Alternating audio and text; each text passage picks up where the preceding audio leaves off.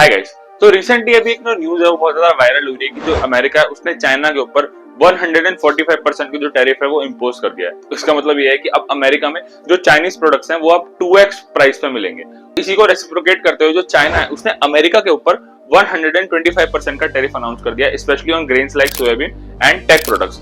अभी जो बड़ी बड़ी कंट्रीज जो एक दूसरे के ऊपर इतने ज्यादा टैरिफ लगा रही है, इसके पीछे का रीजन क्या है और ये स्टार्टिंग कहां से हुई? अब इसकी स्टार्टिंग ऑब्वियसली हमें पता है डोनाल्ड ट्रम्प के जो डिसीजन उन्होंने लिया था रेसिप्रोकल टैरिफ का, उस वजह से हुई।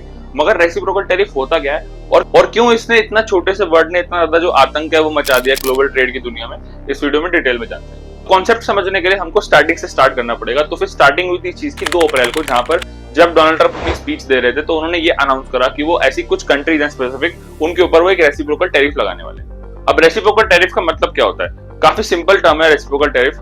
फॉर एग्जांपल, अगर इंडिया अमेरिकन प्रोडक्ट्स पर जो अमेरिका इंडिया में एक्सपोर्ट कर रहा है उनके ऊपर कुछ स्पेसिफिक ड्यूटी लगाता है, तो इसको रेसिप्रोकेट करते हुए जो अमेरिका है वो इंडियन प्रोडक्ट्स पे जो इंडिया एक्सपोर्ट कर रहा है अमेरिका में, उस पे भी वो एक्सपोर्ट ड्यूटी लगाएगा। तो इसको इस रेसिप्रोकेशन को हम लोग कहते हैं रेसिप्रोकल टैरिफ। मगर ये सुनने में बहुत ज्यादा फेयर लगता है, मगर ये इतना फेयर है नहीं। यहाँ पे प्रॉब्लम ये हो रही है कि अमेरिका को ये लगता है, डोनाल्ड ट्रम्प को ये लगता है कि जो उनकी अमेरिका है उनके साथ जो है काफी अनफेयर ट्रेड हो रहा है। उन्होंने अपनी स्पीच में ये भी बोला that these countries are getting rich off us, they sell to us fairly but they don't let sell us freely.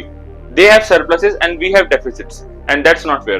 ये उन्होंने पूरा जो सेंटेंस था वो अपनी स्पीच में बोला है और इससे हमें क्लियरली दिखता है कि डोनाल्ड ट्रम्प को ये लगता है कि जो ट्रेड है काफी ज्यादा अनफेयर हो रहा है। नाउ लेट्स टॉक अबाउट जो इससे पोटेंशियल इंपैक्ट है वो क्या हो सकता है।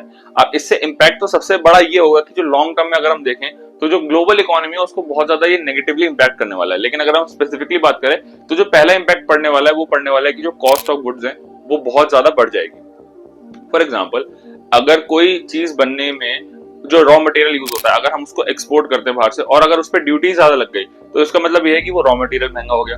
रॉ मटेरियल महंगा हो गया तो उसकी जो मैन्युफैक्चरिंग है वो भी महंगी हो गई और जो एंड प्रोडक्ट बन के आया है वो भी महंगा हो गया। और इसका मतलब ये है कि जो ऑल ओवर प्रोडक्ट्स है, फॉर एग्जांपल इलेक्ट्रॉनिक्स हो गया आपका, या फिर कोई ऑटोमोबाइल्स होगा, या तो कोई एवरीडे मशीन होंगे, फॉर एग्जांपल वॉशिंग मशीन, या फिर छोटी छोटी मशीन होंगी, इन सबका जो प्राइस है वो बहुत ज्यादा ड्रास्टिकली बढ़ जाएगा। और इन्फ्लेशन तो इम्पैक्ट करती है और साथ ही साथ में अब टेरिफ्स भी हैं जो इन कॉस्ट ऑफ गुड्स को बढ़ाने वाले हैं। और जो दूसरा इंपैक्ट होने वाला है वो होने वाला है लॉस ऑफ फार्मर्स। अब रिसेंटली जब चाइना ने ये डिसाइड करा कि वो अमेरिका के ऊपर 125% का जो टैरिफ है वो अनाउंस करेंगे और स्पेशली वो लोग सोयाबीन पे करेंगे, तो जो यूएस के फार्मर्स है अब वो अमेरिका में अपना जो प्रोडक्ट है उसको एक्सपोर्ट करते हैं तो वो उतना ज्यादा प्रॉफिट नहीं कमा पाएंगे जितना वो पोटेंशियली पहले कमा पा रहे थे। और इस वजह से जो अमेरिकन फार्मर्स स्पेसिफिकली उनको बहुत ज्यादा नुकसान हुआ है और वो बड़े बड़े प्रोटेस्ट भी कर रहे हैं इस वजह से, क्योंकि जो उनका टैरिफ है वो उनको बहुत ज्यादा परेशान कर रहा है और वो उनको इतना प्रॉफिट अचीव नहीं करना देना जितना वो कर सकते हैं। जो तीसरा और मेरे हिसाब से सबसे इंपॉर्टेंट जो इम्पैक्ट है वो पड़ने वाला है ऑल ओवर वर्ल्ड पे, वो पड़ने वाला है डेथ ऑफ स्मॉल बिजनेसेस।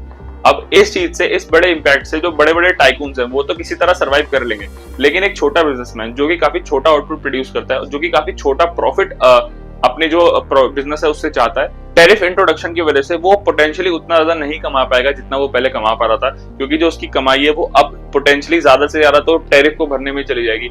आपको क्या लगता है कि जो डोनाल्ड ट्रम्प ने ये मूव लिया है ये काफी स्ट्रेटेजिक मूव है, या फिर वो ये दिखाना चाहते हैं वर्ल्ड के सामने, वो अपनी डोमिनेशन दिखाना चाहते हैं कि वो भी यूएसए के प्रेसिडेंट है? कमेंट्स में जरूर बताना and please like this video.